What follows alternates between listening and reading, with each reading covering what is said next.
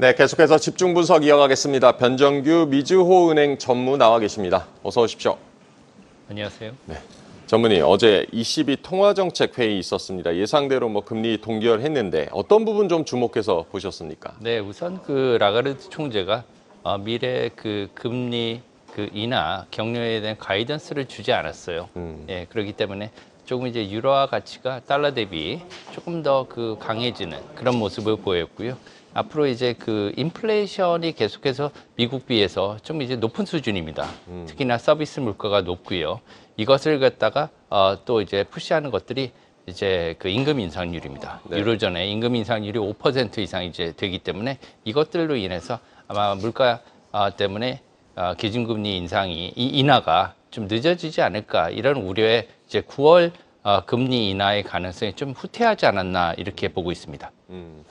9월 금리 인하 가능성, 22의 9월 금리 인하 가능성이 좀 후퇴한 것이 아닌가 이런 진단을 해주셨고, 최근 미국 경제 대비해서 유로존 경제 좋지 않은 상황입니다. 아무래도 이런 요인들이 전반적으로 달러 강세 지지하고 있다고 봐야 될까요? 네, 달러 강세는 어제 오늘의 얘기는 아닙니다. 네. 이제 우리나라 원화와 비교해 볼 때 이제 달러 환율이 작년 5월 6월부터 시작해서 지금까지 1,300원대의 고환율을 이렇게 유지하고 있는데요. 최근에 이제 6, 7월 들어서 네. 더 많이 이제 1,300원대 초반에서 중반을 거치더니 이제 6월 말 7월부터는 이제 1,300원대 후반으로 이렇게 와서 거래가 되고 있습니다. 이거는 네. 굉장히 높은 환율이죠. 사실은 이게 좀 우리가 익숙해지긴 했지만 굉장히 높은 환율이고요. 이런 거는 특히 이제 다른 나라 통화 대비해서 원화가 조금 더 약한 모습을 보여주고 있는 것도 사실입니다. 지금 달러 인덱스가 103에서 104, 아주 초강세라고 보기는 좀 힘든 상황이에요. 예, 그럼에도 불구하고 원화가 1,300원대 후반을 보이는 거는 여러 가지 금리와 여러 가지 요인들이 이제 복합적으로 얽혀서 원화가 조금 저평가되고 있다 이렇게 볼 수가 있겠습니다. 네, 달러 인덱스 103에서 104선 정도 거래가 되고 있는데 아직 초강세라고 보기는 어렵지만 원화가 특히 약세를 보이고 있다는 점을 지적을 해주셨고요. 미국 대선 이슈가 지금 시장 흔들고 있는데 트럼프 재집권 가능성 높아지고 있고, 트럼프가 만약에 재집권하게 된다면 달러의 흐름은 좀 어떻게 보고 계십니까? 네, 트럼프가 집권하게 되면요, 달러는 이제 강약을 반복할 것으로 이렇게 보입니다. 왜 그러냐면 트럼프의 노선들은 이제 미국 우선주의이기 때문에 네. 이제 처음에는 달러 강세를 불러올 가능성들이 있습니다. 모든 것들이 이제 미국에 집중을 하게 되고, 그렇기 때문에 이제 시간이 지남에 따라서 기본적으로 트럼프는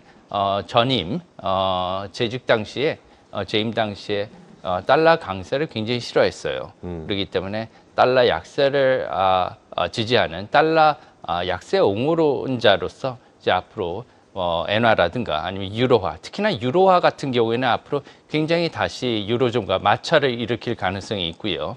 특히나 중국 같은 경우에도 당시에 중국을 외환 조작국, 환율 조작국을 지정하면서 굉장히 큰 파장을 일으켰거든요. 그런 문제에 있어서 이제 앞으로 한국도 이제 환율 관찰 대상국으로 재지정될 가능성도 보다 높아졌다. 이러한 우려가 있음에 따라 좀 조심해야겠다 이렇게 생각이 듭니다.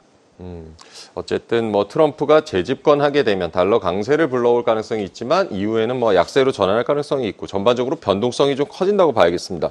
지난 수요일에 공개된 연준의 베이지북 보면은 미국 경제 소폭 성장, 인플레는 둔화되고 있다 이렇게 평가가 나왔습니다. 전무님께서 보시는 미국 경기는 좀 어떤 상황입니까?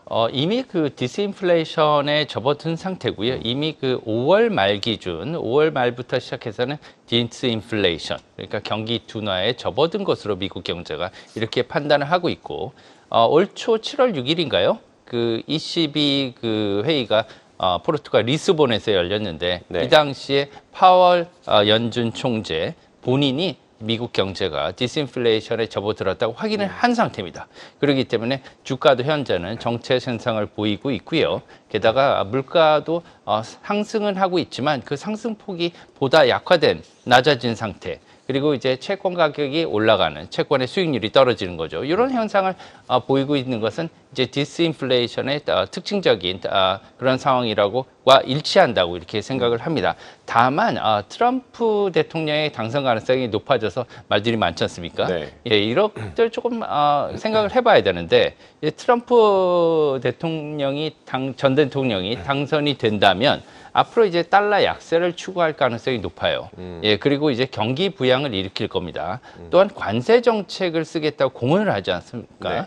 이런 것들은 이제 모든 수입품에 여러 가지 부담을 안겨서 앞으로는 그 물가 상승 요인이 될 수 있습니다. 일단 미국의 그 물가가 상승하게 되면 전 세계적으로도 물가 압력이 상당히 올 수 있거든요. 이런 것들은 이제 앞으로 기준금리 인하가 조금 지연될 수 있지 않느냐. 그리고 앞으로도 이제 장기금리, 특히나 미국 10년물 국채 수익률을 중심으로 하는 장기금리가 보다 높은 수준에서 유지되지 않을까 이렇게 생각을 하고 있습니다. 트럼프가 재집권하게 되면 물가 상승 올 수 있고 금리 인하도 지연이 될 수 있다라고 전망을 해주셨습니다.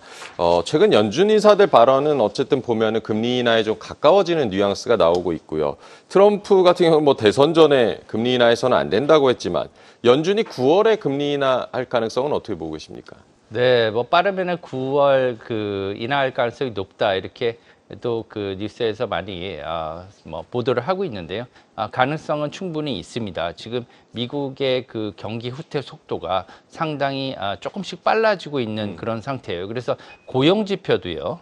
고용 지표도 지금 실업자 청구 건수가 계속해서 늘어나고 있는 상황.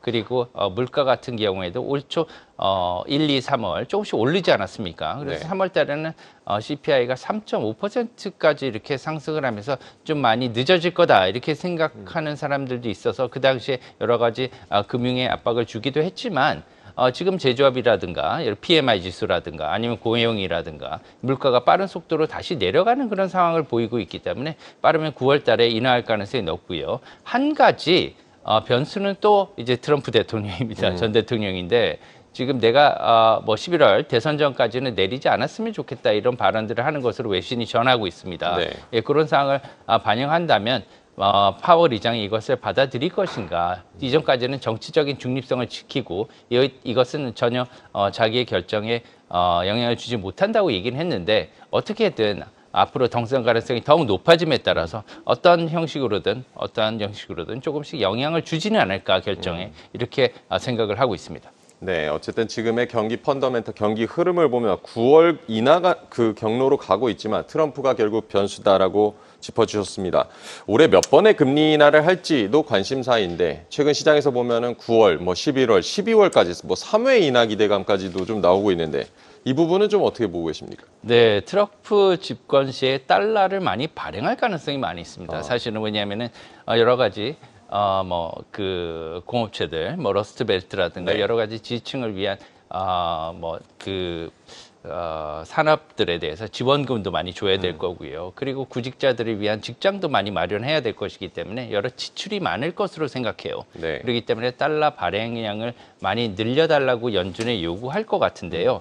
이렇게 되면 이제 그 물가에 대한 불안감이 많이 일어날 수는 있지만 그럼에도 불구하고 트럼프는 연준을 조금 압박할 가능성이 있습니다. 그래서 금리 인하를 좀 빨리 많이 해달라. 그래서 향후 1년 사이에 2%포인트까지 금리 인하를 요청할 가능성이 있어요. 물론 이제 연준의 독립성이 보장돼야 되지만 어차피 임명권자가 대통령이기 때문에 네. 이것은 크게 영향을 미칠 것으로 이렇게 볼 수 있고요.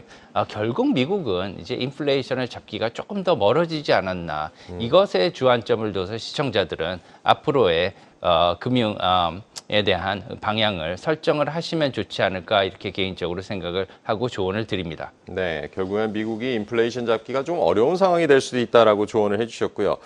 금리 인하 이후 시장 반응도 저희가 여러 전문가들께 여쭤보고 있는데 막상 금리 인하가 시작이 되면은 경기 침체 우려가 커질 것이다. 이런 의견에 대해서는 어떻게 보십니까? 네, 그 모든 금리나요? 아니면 금리는 이제 사이클로 오게 돼 있죠. 왜 그러냐면 금리가 높으면 네. 이제 경기가 수축을 하게 되고 수축을 하게 되면 다시 이것을 갖다 회복시키기 위해서 금리를 다시 낮추게 되죠. 이제 중앙은행은 이런 사이클을 반복하게 되면서 경기는 디플레이션에서 인플레이션, 또 인플레이션에서 또 디스인플레이션 뭐 갔다가 나중에 이제 다시 디플레이션과 리플레이션을 반복하게 되는 이런 사이클을 거쳐가게 돼 있습니다. 이것은 어떠한 경제나 이것을 피할 수 없고요. 이게 계속 반복이 되어 왔기 때문에 현재 디스인플레이션 경로상에서 앞으로는 디플레이션, 경기 침체를 피할 수는 없을 것 같아요. 어느 정도 짧은 디플레이션, 경기 침체를 거친 다음에 리플레이션으로 가는 그 경로가 앞으로 있을 것으로 이렇게 생각하는데요. 지금 2000년대에 들어서 특히나 리만 그 사태 이후에 각국이 여러 디플레이션, 경기 침체에 대해서 굉장히 불안해하고 있습니다. 그렇기 때문에 경기 침체가 나타나면 부양 조치가 금방 이렇게 빨리 대규모로 나타나기 때문에 이번에도 디플레이션은 좀 짧게 일어나고요. 대신 리플레이션, 경기 부양이 다음에 이어질 것으로 생각을 하고 있습니다. 네, 결국 경기 사이클이 있기 때문에 침체는 올 수밖에 없는 거고요. 그 침체를 얼마나 짧게 가져가느냐가 관건일 것 같습니다. 지난 수요일 밤 달러엔 환율이 1% 넘게 급락을 했습니다. 엔화 같은 경우 올해 내내 약세였는데 갑자기 이렇게 달러엔 환율 출렁거린 이유는 뭐라고 보셨습니까? 지금 이제 일본 엔화가 최근에 굉장히 약세를 많이 보였어요. 네. 그래서 작년 말 기준 한 달러 엔 환율로 본다면 약 140엔, 달러당 140엔 정도에서 움직였는데 네. 올해 들어서 약 10% 이상 이렇게 약세를 보였습니다. 150 지금 7엔 선에서 거래가 되고 있거든요. 네. 한때는 161엔 선까지 이렇게 올라간 적도 있습니다. 7월 초에. 네. 이렇게 많이 약세가 됐는데 지금 엔화 방어에 있어서 사실은 굉장히 어려움을 많이 겪었던 게 사실이에요. 일본 은행이. 그런데도 불구하고 이번에 이것을 방어하기 위해서 160엔을 넘으니까 일본 은행이 여기에 실개입을 하게 됐습니다. 실개입을 통해서 일본 엔화를 사고 달러를 파는 이런 조치를 했는데 그때만 물려서 트럼프 대통령이 엔화 약세가 심하고 이것은 어떻게 보면 공정하지 못하다고 얘기함에 따라서 갑자기 떨어지게 됩니다. 이건 뭐냐 하면 엔화 약세를 주도한 헤지펀드들이나 여러 가지 투기 세력들이 이제 숏 포지션이라는 엔화 셀 포지션을 구축을 하고 있었어요. 이 포지션을 갖다 대거 청산하면서 숏 커버에 나선 게 아닌가 이렇게 생각을 하고요. 따라서 이런 매도 세력이 갑자기 중립적으로 이렇게 회귀함에 따라서 앞으로 엔화의 약세는 당분간은 조금 저지되지 않을까. 크게 강해지지는 못하더라도 트럼프에 의해서 우군이 나타난 것으로 이렇게 볼 수가 있겠습니다. 네, 최근에는 말씀하신 대로 외환시장 개입 좀 일본 정부가 하고 있는데 그럼에도 슈퍼엔저 지속되고 있는데 이 원인은 또 뭐라고 보십니까? 가장 큰 문제는 일본의 큰 정부 부채와요. 정부 부채 비율이 지금 OECD 국가 중에서 약 260%가 넘어서 1위입니다. 이제 가장 많고요. 이것은 예전에 아베노믹스로 대표되는 네. 대대적인 양적 완화를 통해서 정부 부채를 키워왔기 때문인데요. 이것에 따라서 사실은 지금 인플레이션이 사실은 성공적으로 올라온 것도 사실입니다. 앞으로는 일본이 이것을 인플레이션을 어떻게 받아들일지 이게 문제입니다. 지금 이번에 6월달 CPI도요. 식료품을 제외하고 약 2.6% 굉장히 높게 이렇게 나온 상태거든요. 그렇지만 일본의 정부 부채가 지금 이렇게 막대하고 두 번째 원인은 저금리입니다. 아베노믹스 당시에 마이너스 금리까지 이렇게 내렸지 않습니까? 기준금리를 마이너스 0.1%까지 내렸기 때문에 이렇게 금리가 없는 통화, 이자를 주지 않는 통화는 굉장히 매력적이지가 못해요. 높은 통화가 매력적이죠. 그래서 사지 않고 예금하지 않고 그렇기 때문에 매도하게 되는 거죠. 그래서 일본의 엔화가 약해졌는데 이것을 어떻게 될지 참 일본 정부 그리고 일본의 은행, 중앙은행, 일본은행이 앞으로 어떻게 대처할지 상당히 궁금합니다. 네, 말씀하신 대로 결국 엔저 벗어나기 위해서는 그 카드 중에 하나가 금리 인상일 텐데요. 일본 금리 인상 이렇게 얘기 들리는 거 보니까 전망이 점점 뒤로 밀리는 것 같고 금리 이렇게 올리지 못하는 이유는 또 뭐라고 봐야겠습니까? 네, 금리를 못 올리는 이유도요. 가장 크게는 이제 정부 부채가 많아서 그렇고요. 이것을 이제 금리를 인상을 했고 이제 마이너스 금리에서 지금은 이제 플러스로 올라온 상태고 이제는 정부가 일본 재집이라고 하죠. 일본 국채를 발행했을 때는 이자를 실제로 줘야 돼요. 이제 실제로 줘야 되고 이게 정부 국채를 발행한 발행량이 막대하기 때문에 이 조금만 올라도 굉장히 부담이 큽니다. 그렇기 때문에 금리를 많이 못 올리는 그런 상황이기도 하고 그리고 올해는 일본은행의 기준금리 인상이 대체로 1회 한 번에 그칠 것으로 이렇게 생각을 하고요. 그 기준금리 그 인상 폭도 0.15 베이시스 포인트, 0.15% 포인트 정도에 그칠 것으로 이렇게 생각되기 때문에 사실상 굉장히 큰 폭의 인상은 될 수가 없다 이렇게 생각들을 하고 있어요. 그렇기 때문에 미국의 연준의 기준금리는 지금 상단이 5.5%로 굉장히 높지 않습니까? 네. 그렇기 때문에 오히려 미국의 연준, 미국의 중앙은행의 연준의 기준금리 인하가 엔화에 주는 영향이 오히려 역설적으로 일본 은행의 인상이 엔화에 주는 영향보다 클 것으로 이렇게 생각되기 때문에 지금 일본 엔화에 투자하고 있는 분들은 다 그 시선이 미국의 연준에 가 있다고 볼 수도 있겠습니다. 엔화에 투자하고 있는 분들은 다 연준의 시선이 가 있다라고 분석을 해주셨고요. 원화 얘기도 좀 해보겠는데 오늘도 뭐 1,390원 선에 거의 뭐 근접하는 모습 나오고 있고 금리 인하 단행 전까지 한국은행의 금리 인하 단행 전까지는 원달러 고공행진 이어질까요? 네, 지금 그 원화 같은 경우에는 지금 약세가 굉장히 많이 지금 그 더 약세가 좀 확대된 그런 상황입니다. 지금 7월 들어서 약세폭이 조금 더 이렇게 확대된 모양새를 보이고 있는데요. 이것은 그 한미 간의 시장 금리 차에 기인하는 것이 굉장히 크다고 봅니다. 왜 그러냐면은 최근에 보면은 그 일본 그 원화의 그 수익률이 미국 국채 수익률만큼 많이 떨어지는 그런 경향을 보이고 있어요. 지금 보시면은 그 약 1% 이상의 그 시장 금리 차를 지금 보이고 있는데 미국과 그 한국의 기준금리 차가 작년부터 시작해서 한 그 2% 정도. 네. 지금 미국의 기준금리는 약 5.5% 상단이, 한국의 기준금리는 3.5% 아닙니까? 이렇게 2%로 역전이 돼 있지만 사실상 더 중요한 건 뭐냐면은 시장금리, 시장에서 거래되는 금리가 가장 중요한데 네. 작년 이맘때는 우리나라 국채 10년물의 수익률과 미국 국채 10년물의 수익률이 거의 비슷했어요. 3.5에서 3.8% 사이 정도에서. 근데 이것이 지금 1% 이상으로 역전돼서 벌어진 상태입니다. 그리고 최근에 이 폭이 더 증가하는 상황을 보여요. 그래서 금리가 한국의 시장 금리가 미국의 그 시장 금리보다 더 낮아지는, 더 빨리 낮아지는 이런 상황을 보이기 때문에 지금 원화 약세에 압력을 주고 있는 상황이고요. 여기에는 사실은 한국은행의 기준금리 인하에 대한 기대감이 크게 반영돼 있는 것이 큽니다. 기준금리 인하 반영이 약 50 베이시스 포인트, 0.5% 포인트에서 0.75% 포인트까지 이렇게 우리나라 국채 금리에 반영돼 있다 보니까 이것이 원화의 약세에 많이 영향을 주고 있다고 이렇게 판단되고 있습니다. 어쨌든 뭐 시장 변동성이 지금 좀 커져 있는 상황인데 남은 하반기 뭐 저희가 이제 어떻게 투자 전략을 짜봐야 될지도 간략하게 좀 조언을 해주실까요? 네, 앞으로는 조금 미국의 대선이 굉장히 큰 이슈로 다가오고 있습니다. 안 그래도 요즘에 가장 크게 이제 궁금해하시는 것이 트럼프 대통령이 이제 재선이 된다면 이제 바이든 대통령의 시절과 얼마나 많이 달라질 것이냐. 그리고 금리, 환율, 특히나 우리나라 기업들 같은 경우는 미국의 수출의 의존도가 굉장히 크지 않습니까? 네. 게다가 반도체 같은 경우에도 최근에 트럼프 대통령의 발언으로 인해서 크게 주가가 흔들리는 이런 모습을 보였고요. 그렇기 때문에 조금 어떻게 보면은 보수적으로 이렇게 하면 좋지 않을까. 게다가 지금 지정학적인 이슈들이 많이 일어날 가능성이 많습니다.